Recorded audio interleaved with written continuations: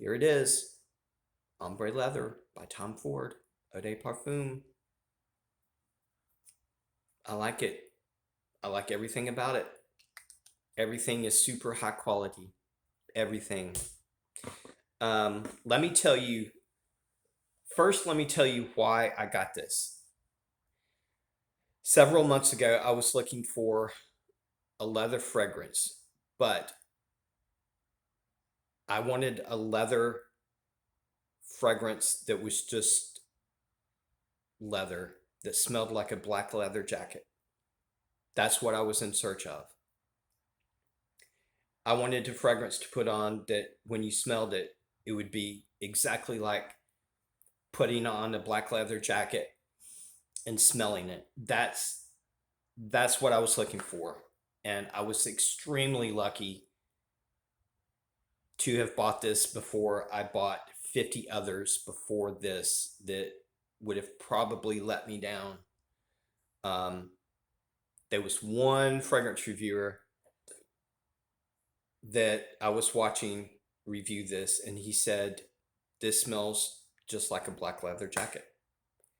And I was like, okay, I'm really interested in this now. But that I had about 20 other fragrances on my list that a lot of other people said that smelled like leather, but they had so many notes in it. And a lot of people said like Tuscan leather. A lot of people recommended Tuscan leather. And I was like, I don't want that because a lot of people say it has a really strong raspberry note. I don't want to smell anything else except a black leather jacket. Nothing else. No citruses, no floral, no weird stuff. I want a fragrance that smells exactly like a black leather jacket and nothing else. So I took my chance and got this. And I'm so thankful this is one of the first ones that I ordered because once I got this, my search was over. I didn't have to buy any more fragrances because this is perfect. This was meant to be, I guess.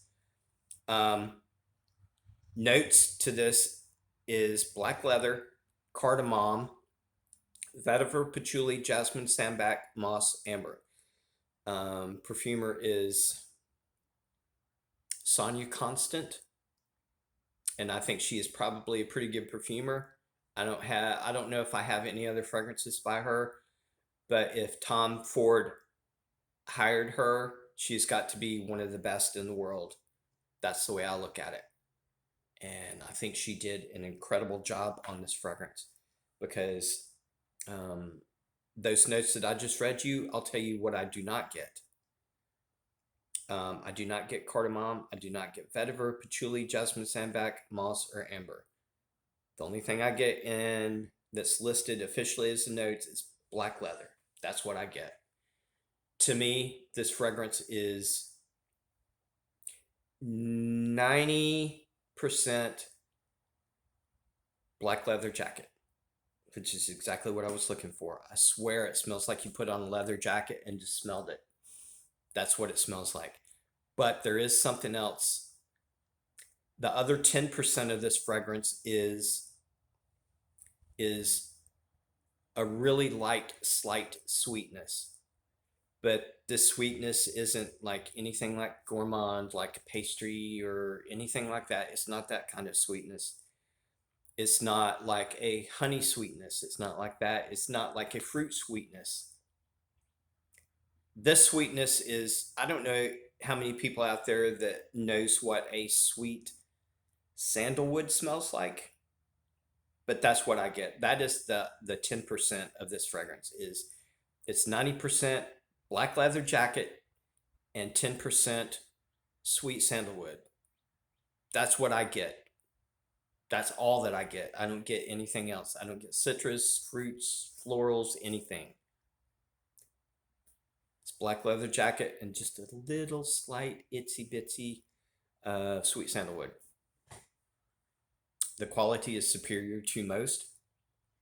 I think Tom Ford is a really good house as far as the quality and sometimes the uniqueness.